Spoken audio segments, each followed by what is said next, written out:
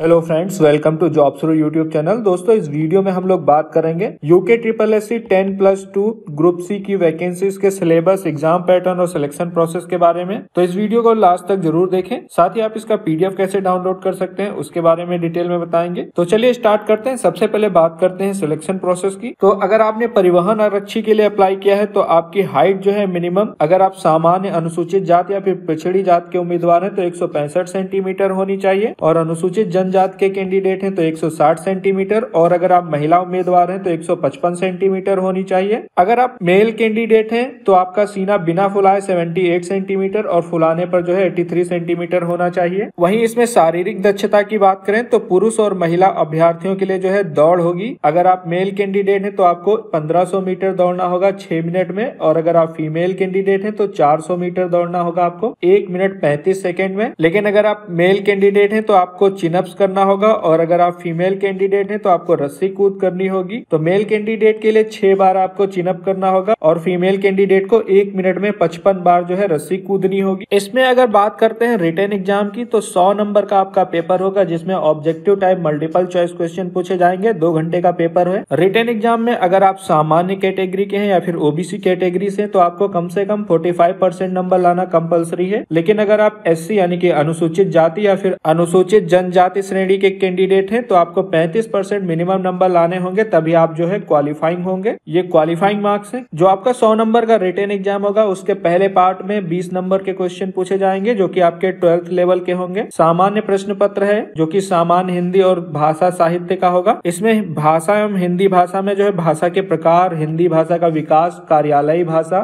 और हिंदी की बोलियां तथा उत्तराखंड प्रदेश की प्रमुख बोलियां जैसे कि कुमाऊनी, गढ़वाली और जौनसारी, इन सब के बारे में पूछा जाएगा। सेकंड टॉपिक है लिपि और वर्णमाला, जिसके अंतर्गत आपसे देवनागरी लिपि का विकास, देवनागरी लिपि के गुण, दोष तथा देवनागरी लिपि में जो है लिखी जाने वाली भारतीय भाषाओं के बारे में पूछा जाएगा। इसमें स्वर एवं व्यंजन तथा हिंदी अंकों के बारे में पूछा जाएगा। थर्ड, हिंदी वर्तनी स्पेलिंग, इसमें जो है विश्लेषण, शुद्ध अशुद्ध, विराम चिन्ह और हिंदी अंकों के बारे में पूछा जाएगा। उसके बाद आता है शब्द संरचना, जिसमें वर्ण, अक्षर, उपसर्ग, प्रत्यय, संज्ञा, सर्वनाम, विशेषण, क्रिया विशेषण, क्रिया, लिंग, वचन तथा पुरुष, काल और कारक के बारे में पूछा जाएगा। फिर है शब्द भंडार, जिसमें तत्सम, तद्भव, देशज, आगत, जिसमें भारतीय और विदेशी भाषाओं में से जो है हिंदी में आए प्रचलित शब्द, एकार्थी तथा अनेकार्थी, विपरार्थी मतलब विलोम शब्द और पर्यायवाची पूछा जाएगा। संधि में आपसे स्वर संधि और व्यंजन संधि पूछी जाएगी। वाक्य परिचय में वाक्य की परिभाषा, वाक्य के प्रकार और वाक्य शुद्धि के बारे में पूछा जाएगा। अलंकार, मुहावरे, लोकोक्तियां, इसमें जो है इसका परिचय और वाक्यों का प्रयोग पूछा जाएगा। फिर आता है पत्र लेखन, जिसमें जो है टिप्पणी, प्रारूपण, विज्ञप्ति, सरकारी और अर्ध सरकारी पत्र, इनको जो है अच्छे से तैयार करें। उसके बाद जो है जन संचार एवं हिंदी कंप्यूटिंग में जो है संचार यानी कि मीडिया के विभिन्न माध्यम, समाचार पत्र और पत्रिकाएं,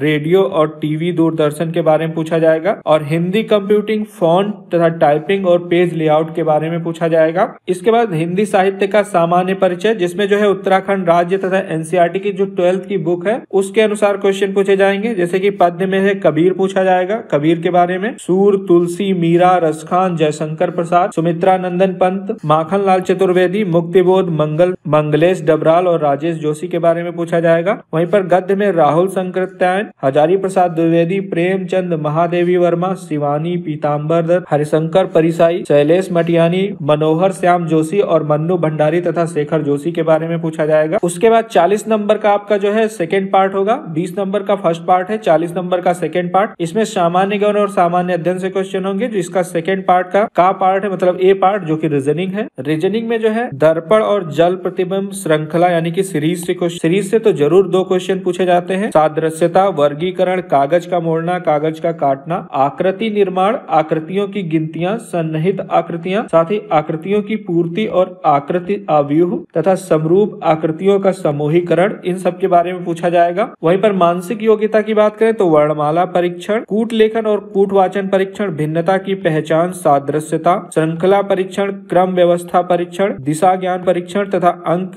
एवं समय क्रम परीक्षण के बारे में पूछा जाएगा। निगमनात्मक परीक्षण के बारे में तथा रक्त संबंध परीक्षण और गणितीय चिन्हों को कृत्रिम स्वरूप प्रदान करना, धारणा परीक्षण, कथन एवं तर्क तथा वर्गीकरण, आलेख और वेन डायग्राम के बारे में पूछा जाएगा। गणितीय संक्रियाएं क्या होती हैं, आव्यूह तथा मैट्रिक्स, बैठक परीक्षण, आंकड़ों की पर्याप्तता, इनपुट आउटपुट, पासवर्ड तथा संख्या एवं अवधि निर्धारण, कैलेंडर कैलेंडर, कथन निष्कर्ष तथा निर्णय, न्याय निगमन, पहेली परीक्षण, समस्या और समाधान, सामाजिक बुद्धि जिसमें नैतिक आचार विचार के बारे में पूछा जाएगा, शब्द निर्माण तथा लिपिकीय अभिक्षमता के बारे में पूछा जाएगा। उसके बाद फंडामेंटल ऑफ कंप्यूटर का सिलेबस आप यहाँ से डाउनलोड कर लें। और इतिहास का सिलेबस की बात करें तो इसमें जो है सिंधु घाटी सभ्यता, वैदिक सभ्यता, उत्तर वैदिक काल, महाकाव्य, जैन तथा बौद्ध धर्म, मौर्य काल, उत्तर मौर्य काल, गुप्त साम्राज्य, उत्तर गुप्त काल तथा और अरब और तुर्की आक्रमण, इन सब के अलावा मध्यकालीन भारतीय इतिहास में दिल्ली सल्तनत, भक्ति आंदोलन व सूफी आंदोलन, बहमनी और विजयनगर राज्य, मुगल काल,